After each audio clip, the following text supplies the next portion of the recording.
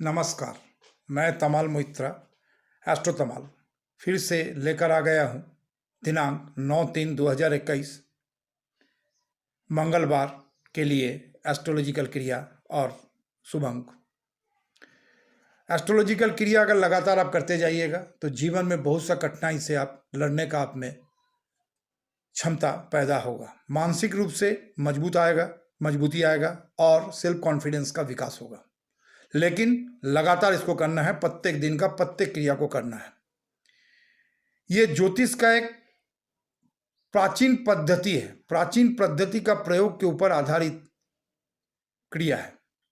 अगर लगातार इसको कीजिएगा तो मैं निश्चित तौर से कह सकता हूं कि आपका हॉरोस्कोप में आपका ग्रह मजबूत होगा, चाहे आप किसी भी राशि के हो, चाहे आप कहीं भी रहते हो।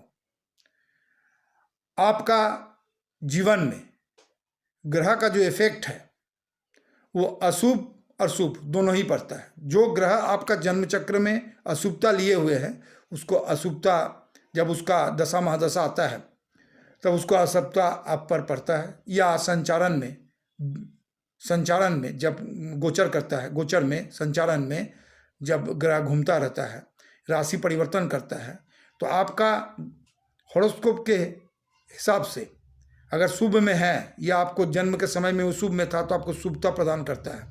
आपको जीवन में बहुत से मुश्किलें दूर होता है, नहीं तो नया से मुश्किलें आ जाता है और बहुत से कठिनाई अचानक जीवन में उपकर आता है और आप विचलित हो जाते हो।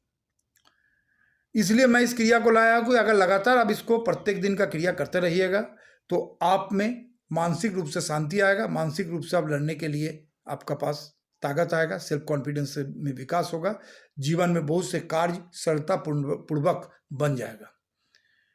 इसको जरूर से कीजिए। इसके करने में आपको खर्चा कुछ नहीं लग रहा है, बस 5-10 मिनट का टाइम निकालना है और रेगुलर डेली करना है।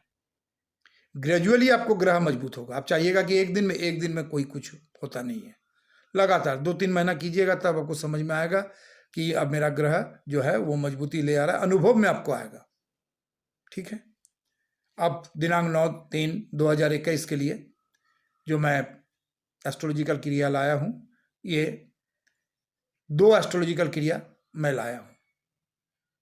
पहला एस्ट्रोलॉजिकल क्रिया कब करना है? जब आप नहाने जाइएगा तब, नहाने वक्त नहाने का पानी में थोड़ा सा हींग गुंडी करके मिला लीजिए और बढ़िया से पानी को मिलाकर उस पानी से नहाइए।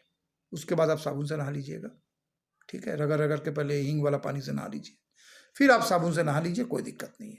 दूसरा प्रयोग जो है, नंबर 2 जो प्रयोग है वो है कि सुबह से लेकर रात तक आप खाना खाते हैं, हो सके तो ये खाना 3 टाइम 4 टाइम जितना भी खाते हैं किचन में खाइए।